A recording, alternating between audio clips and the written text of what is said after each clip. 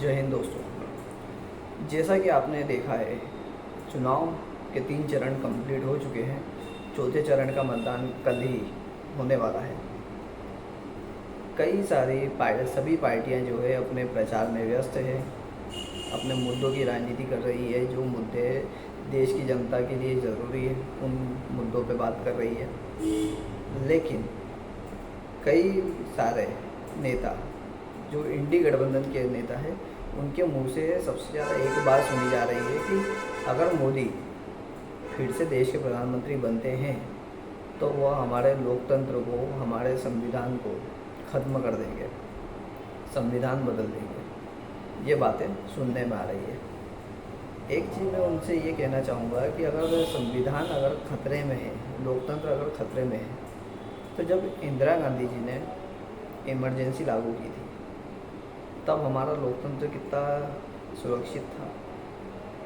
जब एक पूर्व प्रधानमंत्री राजीव गांधी के द्वारा सिखों के नरसंहार के से रिलेटेड बातें की गई थी तब हमारा लोकतंत्र कितना सुरक्षित था।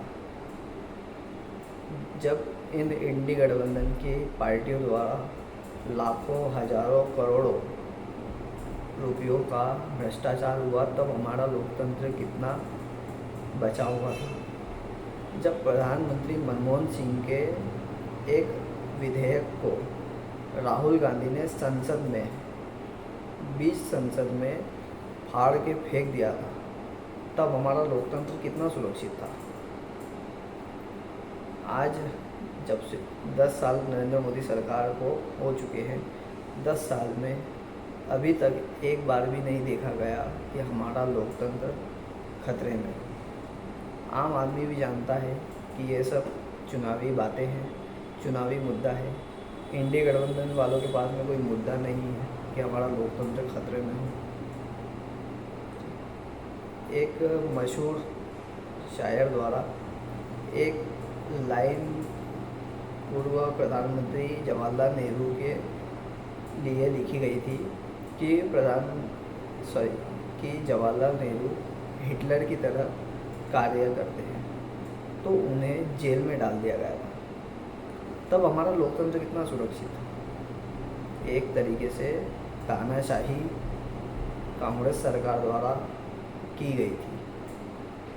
जो आज चिल्ला चिल्ला के कहते हैं कि मोदी आएगा, जो राहुल गांधी, जो प्रियंका गांधी, सोनिया गांधी, मल्लिकार्जुन खड़गे जो ये बातें करते हैं कि लोकतंत्र खतरे में आ जाएगा, तो तब कौन सा सुरक्षित था हमारा लोकतंत्र।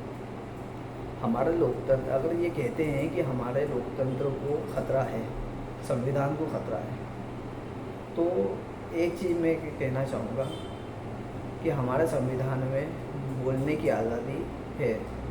तो बोलने की आज़ादी होने के कारण जितने भी देश विरोधी लोग हैं, जो देश में एक प्रोपेगेंडा फैलाते हैं, विदेशी एजेंटों द्वारा पैसे लेके अपना प्रोपेगेंडा चलाते हैं और विदेश में बैठ के हमारे देश के खिलाफ षड्यंत्र रचते हैं, तो उनके लिए भी बोलने की आज़ादी है, जो कि हमारे संविधान में लिखी गई है, जो कि बहुत गलत चीज़ है। कई देशों का अगर आप देखेंगे, चाहे रूस हो, टर्की हो, अमेरिका हो या अन्य कोई से भी देश, वहाँ पे बोलने की आज़ादी नहीं है। वहाँ अगर आपने देश के खिलाफ उंगली उठाई तो सीधे जेल भरो आंदोलन हो जाता है। लेकिन अभी फ़िलहाल की कंडीशन में जो जब से चुनाव चालू हुए हैं तब से जर्मन में बैठा हुआ एक भारतीय मूल का यूट्यूबर जिसका नाम है ध्रुव राठी, वह बोलने की आज़ादी का सबसे ज़्यादा फ़ायदा उठा रहा है। लेकिन हाँ, हमारा देश में लोकतंत्र और संविधान दोनों जिंदा है, इसलिए उसकी जो बकवास बातें हैं वो हमारे देश में सुनी जा रही है। सबसे ज़्यादा इंडी गठबंधन के नेताओं के द्वारा, पार्टियों के द्वारा और जो उनके चेले चपाटे चमचे जो है उनके द्वारा। इन्होंने अपने जो है अपना तथाकथित अपना पिता मान चुके हैं ध्रुव राठी को, जो कि बेहद शर्मनाक है। बाप एक ही होता है, लेकिन अगर राजनीति में आप 17 बाप बनाएं तो आपका पॉइंट ऑफ व्यू बनाते रहिए, क्योंकि आपकी दाल रोटी घर की तभी चल रही है जब आप चमचागिरी करेंगे। जब आप एक परिवार के जब तक तलवे चाटेंगे नहीं तब तक आपके घर में राशन आएगा नहीं। करते रहिए, कोई दिक्कत नहीं है। लेकिन जो ध्रुव राठी प्रोपेगेंडा हमारे देश में अभी चला रहा है नरेंद्र मोदी को डिक्टेटर कह रहा है, इलेक्ट्रल बॉन्ड का भ्रष्टाचार। अगर भैया इलेक्ट्रल बॉन्ड का अगर भ्रष्टाचार होता तो कांग्रेस पार्टी पूरे चुनाव में अभी तक इलेक्ट्रल बॉन्ड का मुद्दा उठाती रहती। लेकिन पहले चरण के बाद में आपने देखा कोई व्यक्ति इलेक्ट्रल बॉन्ड पे बात नहीं कर रहा है। क्यों नहीं कर रहा है? क्योंकि बेबुनियाद इल्ज़ाम है बीजेपी सरकार पर। और क्यों है? क्योंकि कांग्रेस पार्टी, इंडिया गठबंधन की जितनी पार्टियां हैं, ये अपने विचार, अपनी बातें, सब चीज़ साइड कर चुकी है। अब इनका मुद्दों से कोई लेना देना नहीं है। इनका सिर्फ एक ही बात है, मुद्दों से भटकाना है और फालतू के मुद्दे लाना है। यही काम कर रही है।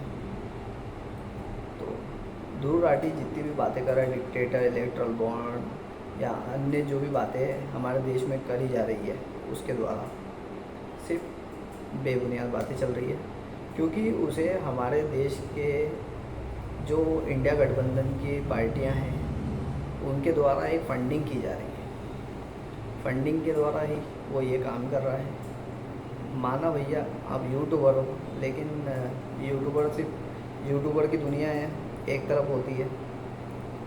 आम जनता को आपसे कोई लेना देना नहीं है। फिजूल की बातें बंद करिए, ज़्यादा अच्छा होगा। मुद्दों की बात करिए तो हम भी यही समर्थन करेंगे।